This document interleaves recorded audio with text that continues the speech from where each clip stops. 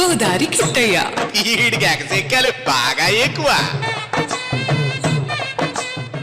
నాటకాల జగతిలో జాతకాల జావలే కాలుతున్న కట్టేరా చచ్చేనాడు నీచలే నీటిలో తారా ఉండదు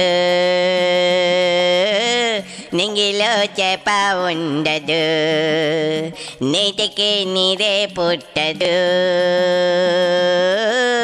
నీకు ఈ బాధే తప్పదు. నాటకాల ఓబు ఈ రోజు నాటకాల జాగ్రత్తలు అంటూ మొదలెట్టేసావు. కోంప తీసి మీ ఊరి తిరునాళ్ళలో నాటకం చూసి వచ్చావా ఏంటి? చేచే ఊరుకోమయ్యా, ఏ నాటకం కాదు, మన జగన్ రెడ్డి బ్యాచ్ చేస్తున్న డ్యామేజ్ కంట్రోల్లో డ్రామాలు చూస్తుంటే ఈ పార్టీ గుర్తొచ్చింది. వారిని మళ్ళీ ఏం జరిగిందిరా సన్నాసి? అదేమయ్యా, భోగాపురం ఎయిర్పోర్ట్ ప్రారంభమయ్యాక ఎర్రబొచ్చు ఎయిర్ బస్సు గోళం మళ్ళీ మొదలైందిగా. ఒకప్పుడు ఎర్రబొచ్చు జరిగా రాని చోట ఎయిర్ బస్సులు ఎందుకు అని హేళన చేసినాడు. ఇప్పుడు ఈ మాట నేను అనలేదు అని కొత్త కథలు మొదలెట్టాడట. అవునరా, ఇప్పుడు సాజ్జల గారు వైసీపీ సోషల్ మీడియా వాళ్ళు అంతా కలిసి ఆ మాట ఒక మహిళ అందని జగన్ కేవలం సిప్పడని ప్రసారం చేస్తున్నారు. అదే నాకు అర్థం కావట్లేదు మయ్య.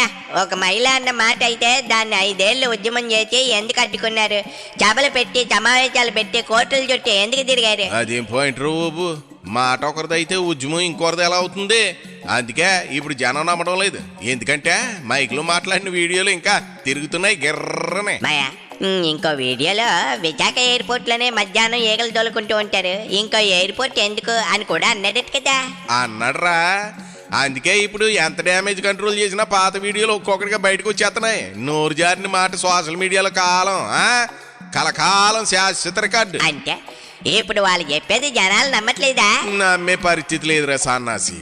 ఎందుకంటే వ్యతిరేకించింది కూడా వాళ్లే, భూసేకరణ అడ్డుకోవడానికి రైతులను రెచ్చగొట్టింది కూడా వాళ్లే, కోర్టులో పిటిషన్లు వేయించింది కూడా వాళ్లేనని అప్పటి నుంచే రచ్చ. మాయా, 2019లో అధికారంలోకి వచ్చాక కూడా జిఎంఆర్ తో ఉన్న ఒప్పందం మార్చి 500 ఎకరాలు వెనక్కి లాక్కున్నారట కదా. అదే పెద్ద విమర్శ.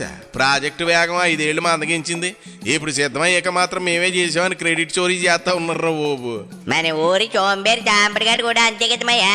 పొలం దున్నేటప్పుడు కనిపించడు, కోత పూర్తయ్యక వచ్చి పంట అంతా నాదే అంటాడు. అది కూడా ఇట్టగా ఉంది. కరెక్ట్ పూలకి చెప్పినవరా బాబు. పని జరిగేటప్పుడు అడ్డుకోవడం, పని అయిపోయాక ఫోటోలో నిలబడటం, ఇదే అసలు రాజకీయ కామెడీ. కానీ కట్టేమయ్యో, ఇప్పుడు సోషల్ మీడియాలో ఎర్రబొచ్చు క్లిప్పింగ్లు తెగ తిరుగుతున్నాయట. తిరుగుతాయిరా, ఎందుకంటే భోగాపురం విమానాశ్రయం ఉత్తరాంధ్రకు దశాబ్దాల కాల. మరి అలాంటి ప్రాజెక్టును ఒకప్పుడు ఏళన చేసి ఇప్పుడు అదే ప్రాజెక్టుపై హక్కు చెప్పడం జనం జీర్ణించుకోలేకపోతున్నారు. అంటే ఎర్రబొచ్చు డబ్లాగి ఇప్పుడు ఆ ఎయిర్పోర్ట్ రన్వేల పైన ల్యాండ్ అయిందన్నమాట. ల్యాండ్ మాత్రమే కాదు, టేకాఫ్ కూడా అయిపోయింది. అందుకే ఇప్పుడు ఎంత కథలు చెప్పినా ప్రయోజనం లేదు. మాయా, నాకు డౌట్ అనమాట. ఒకప్పుడు ఎయిర్పోర్ట్ ఎందుకని అడిగినాడు, ఇప్పుడు ఎయిర్పోర్ట్ మేమే చేసామంటే జనాలు నవ్వడా?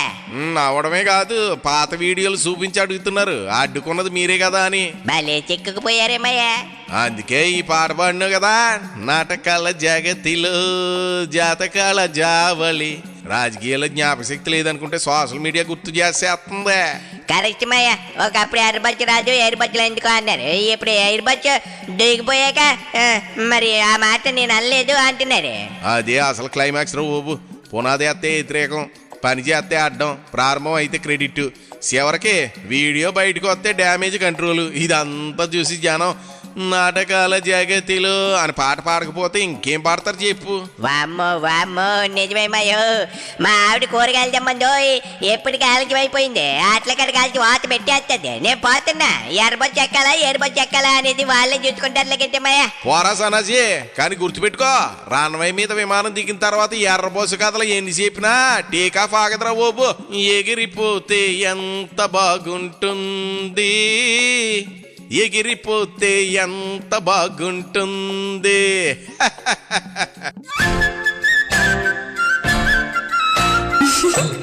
గోదారి కిట్టయ్య ఈడికి ఎగసెక్కాలు బాగా ఎక్కువ.